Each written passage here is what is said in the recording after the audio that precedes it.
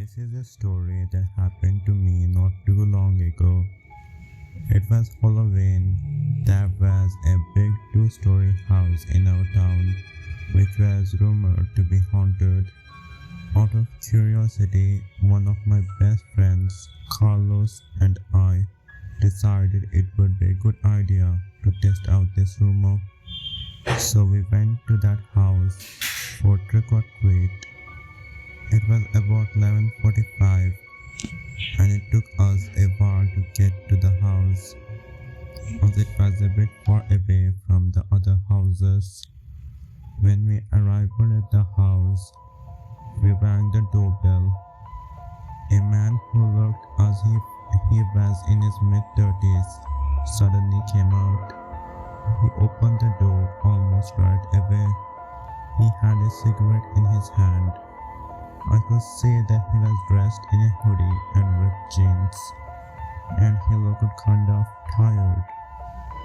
My friend mentioned the rumor about his house being haunted. We laughed out loud, but he didn't reply to anything we said. He just stared at us, and then he said, "You kids are almost a little late for Halloween. It's going to end in 2 minutes." Well, he was right. It was almost 12 a.m. He then told us the candy was in his room and offered for us to come in. We sat on the living room couch waiting for the man who had gone upstairs.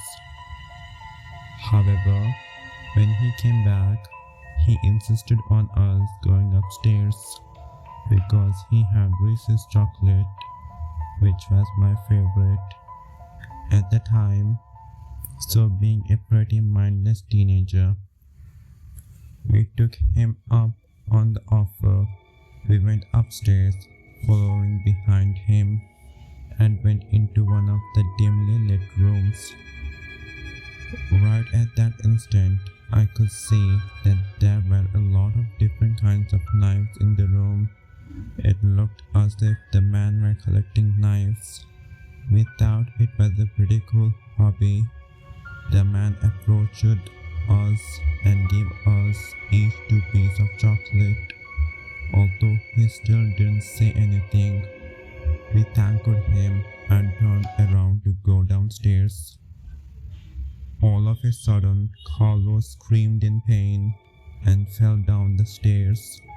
I turned around and saw the man was holding what appeared to be a red knife, which was probably from his collection. With mixed emotion, my adrenaline immediately kicked in. I tried to punch the man in the face, but he turned back and then stabbed my leg. I barely managed to hold back the pain and literally knocked him out with 5 punches. The man collapsed. I took the knife out of my leg and started limping, holding Carlos in one arm. We finally escaped from that house. I could see that there was blood all over Carlos' back. With shaking hands, I called the police. As soon as they arrived, they arrested the man after he had regained consciousness. The ambulance took me and Carlos to the hospital. I wasn't hurt too bad, but Carlos was apparently stabbed twice in the back and bled out a lot. He was in the hospital for 2 weeks to recover.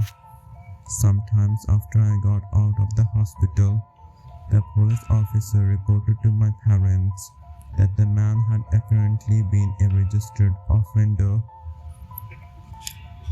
before. Luckily, he was sent to jail right after they arrested him.